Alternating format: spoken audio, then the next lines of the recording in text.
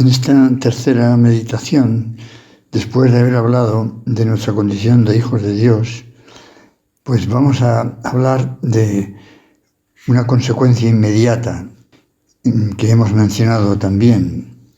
Si tenemos que vivir como un hijo de Dios, eso quiere decir que tenemos que aspirar a vivir a fondo nuestra vocación cristiana, o dicho de otra manera, que tenemos que luchar por ser santos.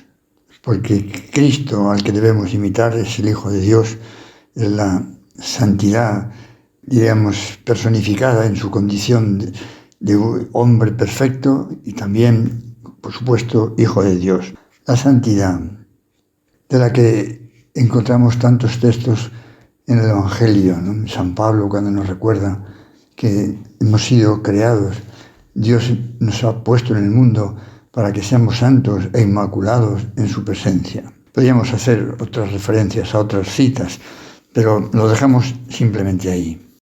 Y vamos a ir viendo algunos textos de diversos papas y también de San José María que nos hablan de esa santidad a la que estamos llamados y en qué consiste, porque quizá a veces es bueno, ¿verdad? Utilizamos mucho la palabra santidad, oímos predicar con bastante frecuencia sobre la santidad, pero es importante que no nos acostumbremos a la palabra y la dejemos ahí como si no implicara una respuesta seria para alcanzar esa santidad a la que Dios nos llama. Nos decía el Papa Francisco, saliendo al paso de posibles dudas que nos podríamos plantear sobre la santidad, ¿no? Decía el Papa: alguno de vosotros podrá preguntarme, Padre, ¿se puede ser santo en la vida de todos los días? Sí, se puede, pero ¿esto significa que debemos rezar todo el día? No, significa que debes cumplir tu deber todo el día. Rezar, ir al trabajo, cuidar de los hijos, pero es necesario hacerlo todo con el corazón abierto hacia Dios, de manera que el trabajo y la enfermedad y cualquier otra dificultad esté abierta a Dios, nos lleve a Dios. Así nos podemos convertir en santos. Se puede ser santo porque nos ayuda el Señor.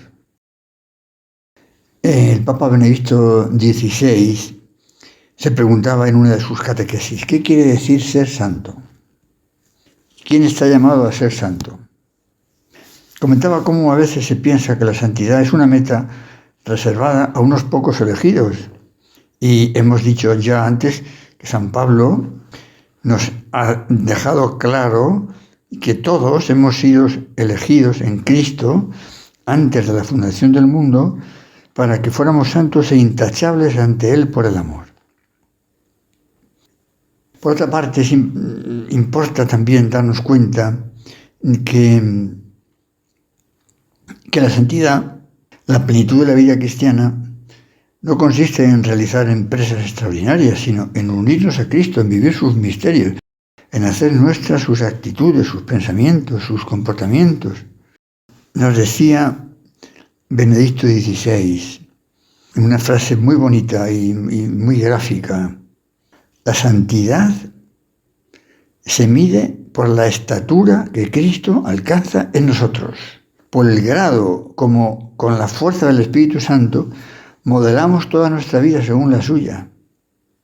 Esto es importante, ¿no? Que cada uno pensemos qué altura ha alcanzado Cristo en mi vida, hasta qué punto yo me parezco a Jesucristo en mi vida de cada día, en mi modo de rezar, en mi modo de trabajar, en mi modo de tratar a los demás, en mi manera de llevar las dificultades, en el modo de aceptar la contrariedad con ánimo sereno, ofreciéndola al Señor, etc. ¿Qué altura ha alcanzado Dios en mi vida? No podemos olvidar el texto fundamental del Concilio Vaticano II, en la Constitución sobre la Iglesia, en la que se habla de una manera solemne de esa llamada universal a la santidad, de la que nadie queda excluido. en virtud del bautismo, nos hace verdaderos hijos de Dios, partícipes de la divina naturaleza y por lo tanto realmente santos, llamados a alcanzar esa santidad. En consecuencia, es necesario, sigue diciendo el concilio, que con la ayuda de Dios, todos en la Iglesia, conserven y perfeccionen en su vida la santificación que recibieron. Años más tarde, el Papa Juan Pablo II, hablando de la vocación y de la misión de los laicos en el mundo, se remitía a las enseñanzas del Concilio Vaticano y decía una frase muy importante que podríamos decir que es como la interpretación más auténtica del mensaje del Concilio Vaticano II, en boca del propio San Juan Pablo II. Y decía, en la exhortación apostólica sobre los fieles laicos: el Concilio Vaticano II ha pronunciado palabras altamente luminosas sobre la vocación universal a la santidad. Se puede decir que precisamente esta llamada ha sido la consigna fundamental confiada a todos los hijos e hijas de la Iglesia, por un concilio convocado para la renovación evangélica de la vida cristiana. Y esta consigna, seguía diciendo el Papa, no es una simple exhortación moral, sino una insuprimible exigencia del misterio de la Iglesia. O sea, mensaje central del Concilio Vaticano II, convocado por Juan XXIII, en definitiva, con la gracia y la inspiración del Espíritu Santo. Todo un concilio para recordar al mundo entero esa verdad, decía San José María, vieja como el Evangelio y como el Evangelio nueva, que consiste en recordar a todos que todos estamos llamados a ser santos. Esto, claro, es una cuestión que, gracias a Dios, a lo largo del siglo XX ha ido proclamándose con fuerza, desde aquel 2 de octubre del año 28, en que el joven sacerdote José María Escrivá, haciendo ese curso de retiro en Madrid, el Señor puso esa luz inconfundible en su mente y en su corazón, ¿no? Proclamar a todos que estamos llamados a vivir a fondo la vida cristiana y por tanto a aspirar a la santidad. Tienen que pasar 30 años o más hasta que se convoque un concilio universal y se recoja ese mensaje evangélico de la manera más solemne. Y así ha sido repitiéndose a partir de entonces por los diversos papas. Pero ya muchos años antes, como decía, muchos años antes, prácticamente al poco tiempo de aquel 2 de octubre del 28, en una carta del año 1930, cuando el Opus Dei era una criatura que estaba naciendo, que no había apenas nadie todavía, sin embargo, el joven fundador tenía muy claro lo que Dios le había pedido y estaba muy convencido de que se llevaría a cabo, porque la gracia de Dios no iba a faltar. Y escribía San José María: hemos venido a decir con la humildad de quien se sabe pecador y poca cosa, pero con la fe de quien se deja guiar por la mano de Dios, que la santidad no es cosa para privilegiados, que a todos nos llama el Señor, que de todos se espera amor, de todos, estén donde estén, cualquiera que sea su estado, su profesión o su oficio, porque esta vida corriente, ordinaria, sin apariencia, puede ser medio de santidad. No es necesario abandonar el propio estado en el mundo para buscar a Dios si el Señor no da a un alma la vocación religiosa, ya que todos los caminos de la tierra pueden ser ocasión de un encuentro con Cristo.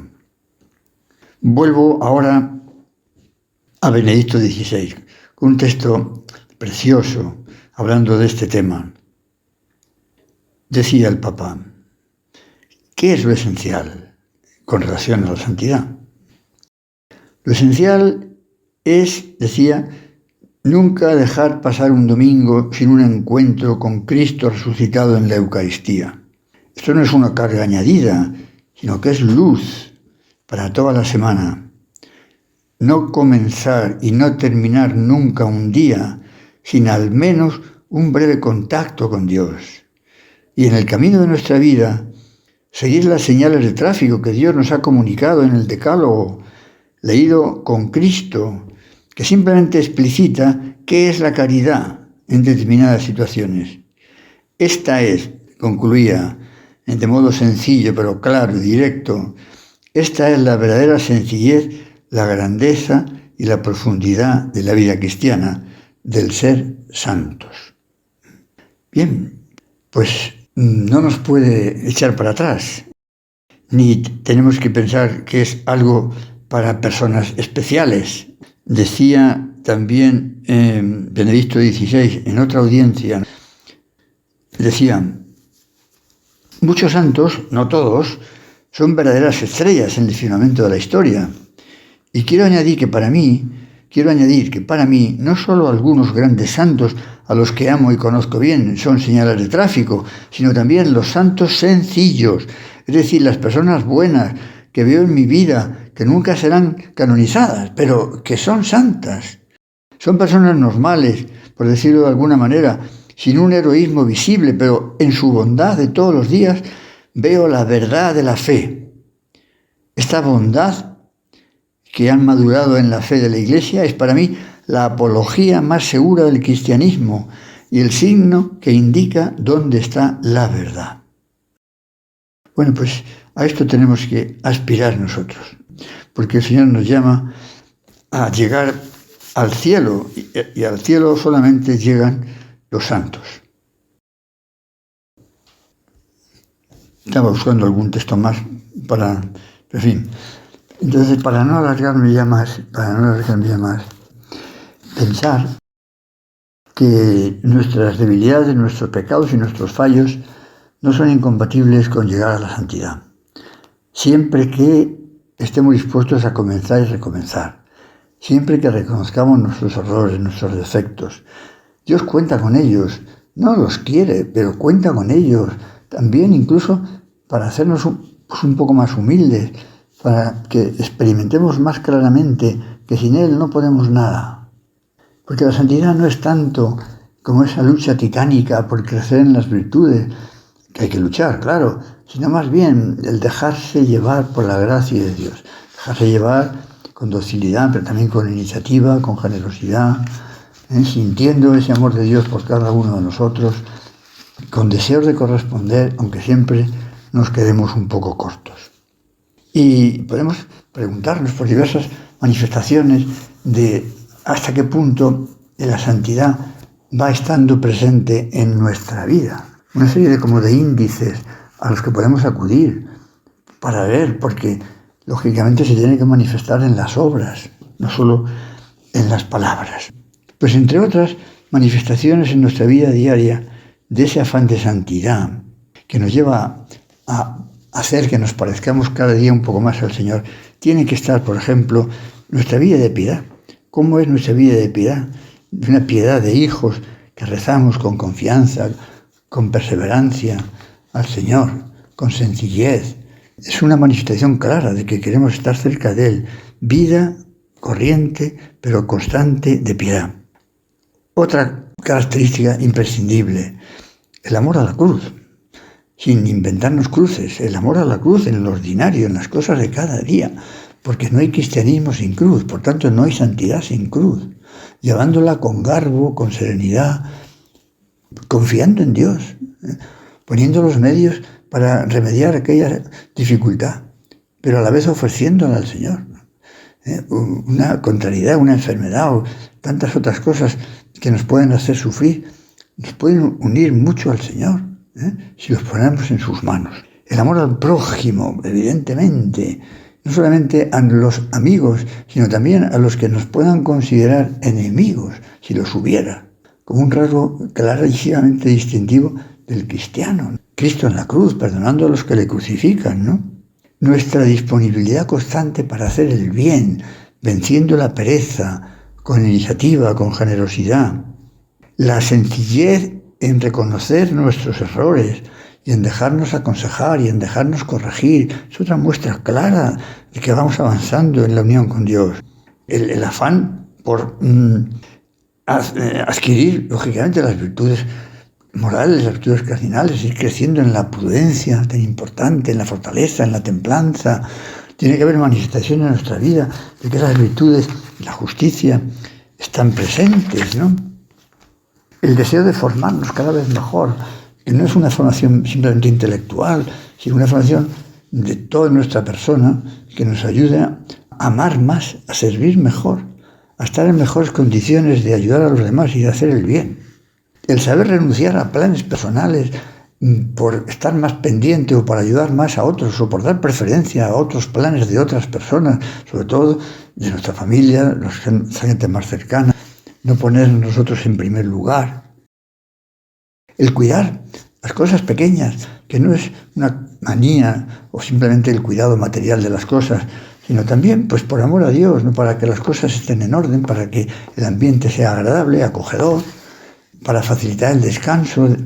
Todo eso son manifestaciones entre el aprovechamiento del tiempo, no solo porque hay mucho que hacer, sino también pues por amor a Dios. No podemos perder el tiempo cuando hay tantas cosas buenas que se pueden hacer por los demás. Bueno, incluso esa actitud serena, amable, incluso sonriente, que es tan atractiva y tan característica de un buen cristiano. El Papa decía, como sabemos, que un santo triste sería un triste santo, ¿no? No se entiende, ¿verdad? Una persona que está cerca de Dios y que no tenga un semblante atractivo, sereno, amable, sonriente. Bueno, pues son algunas de esas manifestaciones. Hay muchas más, por supuesto, pero que nos sirvan un poquito de examen en estos días del retiro, ¿no? Para ver cómo vamos avanzando en esta identificación con el querer de Dios, en ese parecernos cada vez más a Él. Su gracia no nos va a faltar, pongámoslo.